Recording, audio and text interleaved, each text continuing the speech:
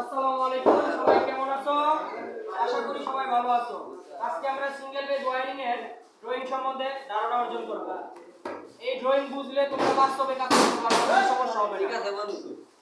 তাহলে এখান থেকে সিঙ্গেল বেজ ওয়্যারিং এর ক্ষেত্রে আমরা যে ফুল আছে, ফুল থেকে দুটো লাইন বের হবে। একটা হচ্ছে তোমার ফেজ আর একটা হচ্ছে মিটার। এটা মিটারে ঢুকবে, মিটারে এক সাইডে তোমার ফেজ ঢুকবে এবং অপর সাইড দিয়ে কি ফেজ বের হয়ে যাবে। নিউট্রালটা মাঝখান দিয়ে বের হবে, মাঝখান দিয়ে বের হবে, বের হয়ে সার্কিট ব্রেকার থেকে বের হয়ে আরেকটা সেফটি সিস্টেম করতে গেলে কাট আউটে ঢুকবে, কাট আউট থেকে ডাইরেক্ট সুইচ বোর্ডে ঢুকবে। সুইচ বোর্ডে যদি ইউজ করতে হয় সুইচের এক প্রান্তে বেজ দুটো সবগুলো বের হয়ে অ্যান্টি কালার হয়ে প্রত্যেকটা সুইচের নিচ দিয়ে নিচে যে নাটগুলো আছে সেগুলো বাইপাস হবে। আর উপরের পাশে যে একটা তার বেজ বের হয়ে প্রত্যেকটা নোডে চলে যাবে। ফ্যান, লাইট, মোটর, ফ্রিজ এগুলো প্রত্যেকটা নোডে বেজ চলে যাবে, প্রত্যেকটা সুইচ থেকে বেজ যাবে। আর নিউট্রাল থেকে প্রত্যেকটা নোডে নিউট্রাল যাবে। এভাবে সিঙ্গেল বেজ ওয়্যারিং কমপ্লিট করতে হবে।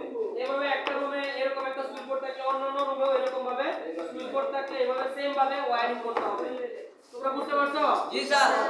ওকে ওকে, ঠিক আছে। এইভাবে বাস্তবে আমরা এখন এটা দেখাবো। চলো প্র্যাকটিক্যালি দেখাবো। এই যে তোমার এই আছে মিটার আছে, মিটার লই আও, ঠিক আছে।